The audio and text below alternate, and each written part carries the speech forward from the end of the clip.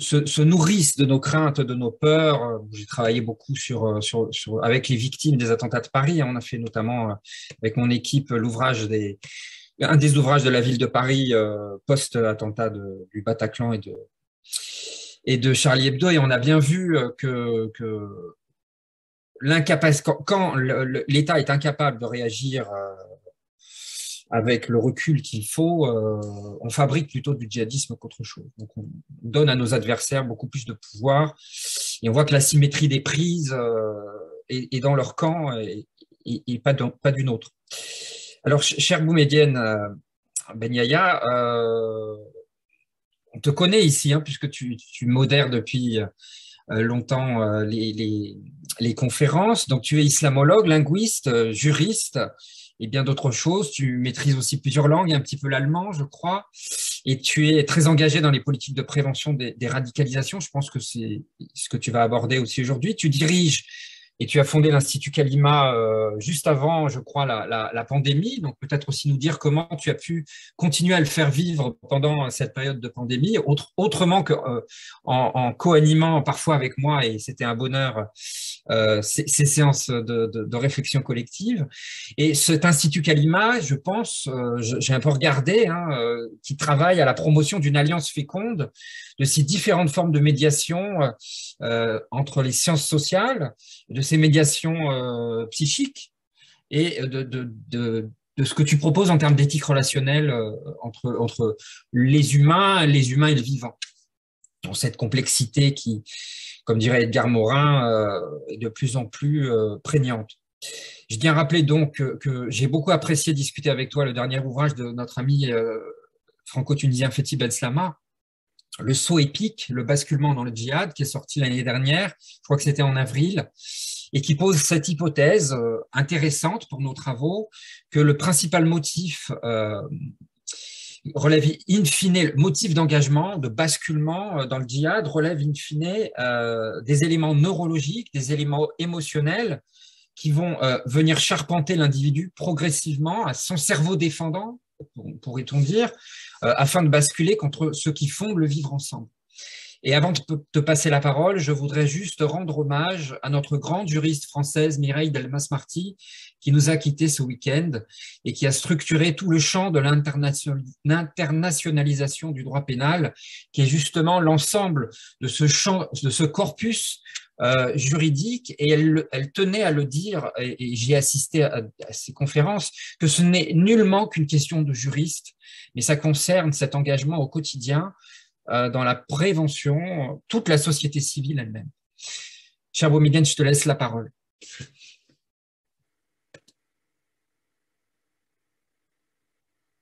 Ah, le micro. Oui, voilà. Cher Julien, merci infiniment de ta présentation. Je salue aussi des amis que je reconnais ici, que je recroise ici avec bonheur. C'est vrai que la réflexion autour sur les sujets violents de notre société aujourd'hui nous pousse quelque part à réfléchir sur nous-mêmes. Et tu pointais du doigt un petit peu la vocation de l'Institut Kalima, que j'ai fondé juste avant la période Covid, qui est l'Institut qui a vocation de mettre un focus, un véritable focus, sur l'être humain. L'être humain, et non pas au-delà de l'anthropologie, au-delà d'ailleurs de toutes les disciplines, l'interdisciplinarité des humanities, comme disent les Anglais, l'être humain, parce que ce monde gravite autour de l'être humain, qu'on le veuille ou pas. Et toute circonstance, tout événement, tout fait divers est lié, qu'on le veuille ou pas, à l'être humain. Donc j'ai voulu, si vous voulez, focaliser sur le rapport de la révélation en tant que corpus, donc un travail sur le corpus, et notre ami Setoul vient de mettre le point justement sur l'importance de l'herméneutique. C'est un mot qui est une clé à la fois, qui ouvre et qui scelle. parce que les textes sacrés, vous le savez certainement, sont des textes, sont au-delà des textes, n'ont pas seulement le statut de texte, parce que ce sont des textes qui inspirent l'humanité à travers l'histoire et qui, nous l'avons vu, l'avait rappelé docteur Bajrafil, donnent aussi une interprétation canonique, hein, un droit des écoles canoniques. Et dans le cas de l'islam, nous avons plusieurs écoles. Docteur Bajrafil avait nommé malikisme comme qu'il faudrait dépasser aujourd'hui pour pouvoir, comme un outil pour pouvoir dépasser le ressourcement ou la nourriture qui est donnée au radicalisme, qui produit le radicalisme, voire même d'autres écoles juridiques. Si vous voulez, l'herméneutique, c'est de rentrer dans une sphère mystérieuse. C'est un mystère parce que on est confronté à une parole par le biais de la foi, et cela nous pousse à réfléchir sur la foi. Les êtres humains sont des êtres foncièrement dotés de capacités, de facultés, qu'ils le veuillent ou pas, malgré eux, de la formation d'un lien, d'établir le contact avec quelque chose qui est au-delà d'eux-mêmes. On pourrait l'appeler Dieu, hein, dans la tradition religieuse ou dans la tradition monothéiste. On pourrait l'appeler l'absolu, tout ce qui nous dépasse. Et tout ce qui se passe dans le monde, de loin ou de près, découle à la fois et fait ramener l'être humain, fait ramener le rapport de l'être humain au divin. Et vous le savez, les problématiques aujourd'hui, à cause et autour du radicalisme, se fondent et fondent à la fois des nouvelles problématiques concernant l'islam, notamment dans le contexte français, et notamment dans les perspectives, si vous voulez, électoralistes, pour dire les choses et les nommer ainsi, en période électorale. Docteur Setou l'avait bien rappelé qu'il y a les raccourcis s'intensifient dans ces périodes, et ces raccourcis vont produire davantage, bien sûr, de méfaits, à la fois pour une composante de la société alors musulmane, c'est vrai. Qu'est-ce que c'est qu'un musulman?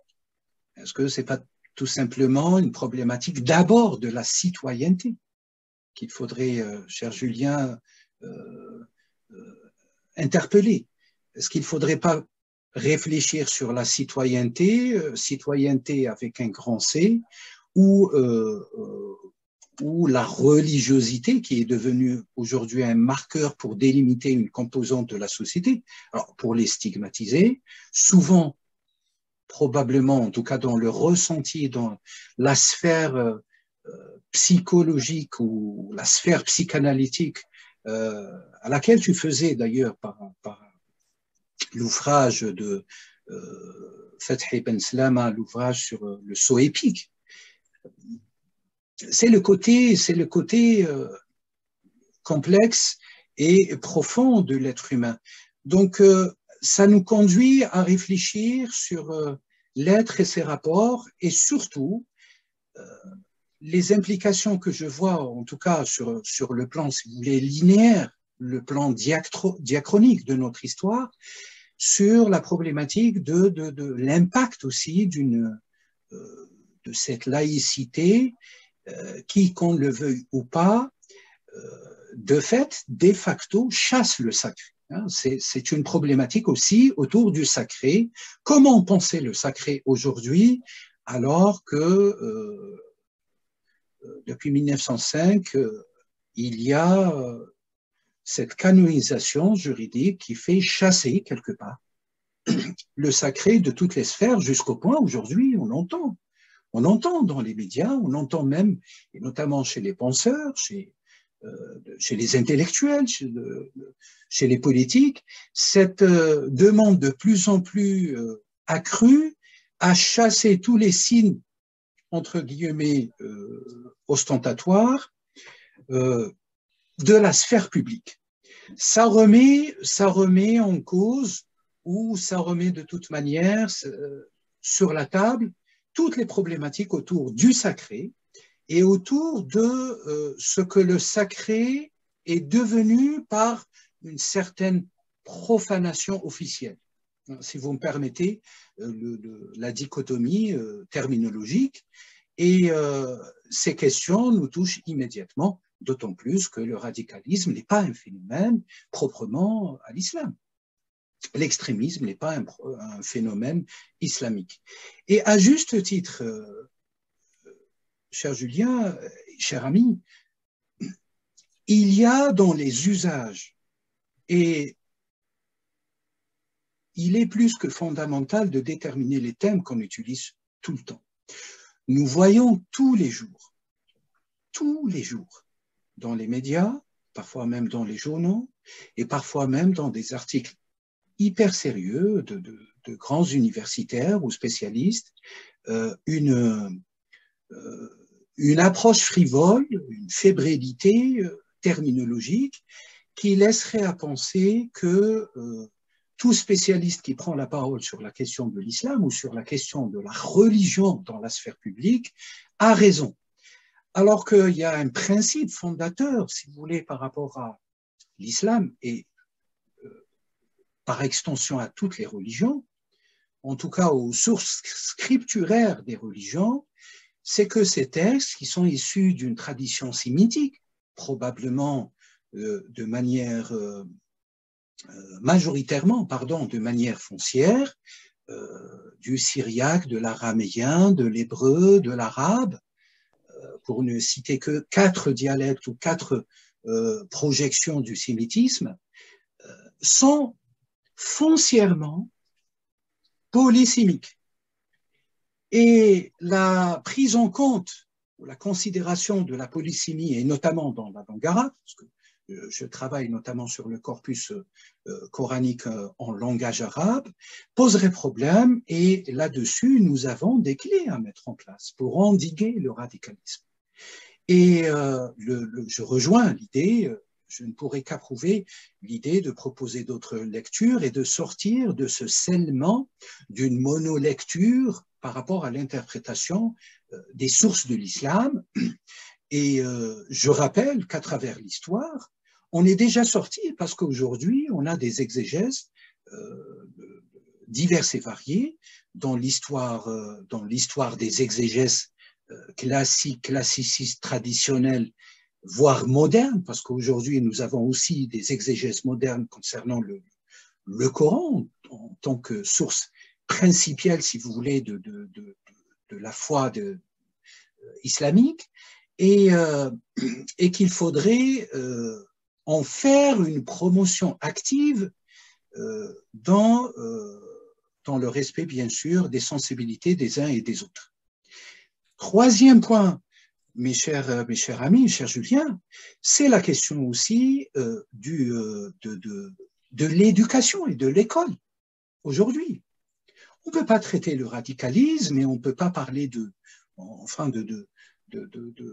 d'efforts de lutte contre le radicalisme, contre l'extrémisme, contre les violences. D'ailleurs, entre crochets, tout type de violence sont allés à la source. Le lieu si vous voulez, de la matrice et de la construction de l'être humain, c'est l'école. Et aujourd'hui, l'école, au sein de l'école, moi je suis pour, et je le dis, et c'est assez... ça reflète un peu le fond de ma pensée, il faudrait réintroduire de manière globale l'enseignement des religions dans les religions, et non pas garder tout simplement cette approche superficielle, historique, qui est certes nécessaire, et c'est ce qui se fait actuellement à l'école, sous prétexte de respecter la sensibilité des uns et des autres. Donc, il ne faut surtout pas parler des religions. Alors, si on ne parle pas des religions, on laisse l'espace ouvert à tous les autres, y compris les extrémistes, qui, carpe diem, s'engouffrent dans la brèche et occupent cet espace pour pouvoir diffuser des discours, des idéologies nauséabondes que nous connaissons et peut-être même que nous ne connaissons pas encore les conséquences dans les années, les décennies à venir. Donc, je milite, si vous voulez, cher Julien, pour une introduction, une réintroduction sérieuse, pédagogique, dont les pédagogies de l'école nationale, à traiter la question de la religion en tant que telle, parce que c'est fondamental. On ne peut pas passer, vous imaginez les jeunes aujourd'hui, alors qu'il y a un fort pourcentage de ce qu'on appelle la jeunesse issue de l'immigration. Formule à laquelle je ne souscris point, bien évidemment, mais tous ces jeunes dont les parents, les grands-parents sont venus d'ailleurs pour enrichir ce pays, pour nourrir ce pays, pour participer, si vous voulez, au récit national, aujourd'hui, au bout du collège, peut-être parfois même avant le collège et parfois au lycée, décrochent totalement. Et vous imaginez que pendant toute cette période de l'instruction officielle d'un État, d'une nation, d'une communauté nationale, il n'y a pas la présence officielle, on ne parle pas du cultuel. Le cultuel est à abattre, il faudrait le chasser de manière définitive par la loi et par conséquent, on fait le jeu. C'est nous, pardonnez-moi de vous le dire, c'est nous quelque part qui participons à créer ce vide, à créer ce gouffre qui ne fait que servir tous ceux qui sont mal intentionnés ou toutes les idéologies possibles. Un dernier point, Julien, peut-être pour ne pas trop tarder, peut-être on reviendra un peu plus tard sur d'autres aspects. J'ai prévu beaucoup de choses, mais pardonnez-moi, j'ai pris un peu plus de temps. C'est la question de l'éducation familiale.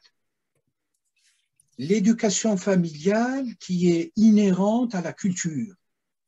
Et nous avons d'ailleurs aujourd'hui, à juste titre, parfois, beaucoup de politiques, beaucoup de penseurs nous disent que, au point de créer, si vous voulez, d'œuvrer pour la création d'un choc des civilisations au sein de la même nation, pour ne pas dire au sein de toute l'Europe, nous disent ces jeunes-là, ces adultes-là, ces familles-là, ces migrations ne s'intégreront jamais.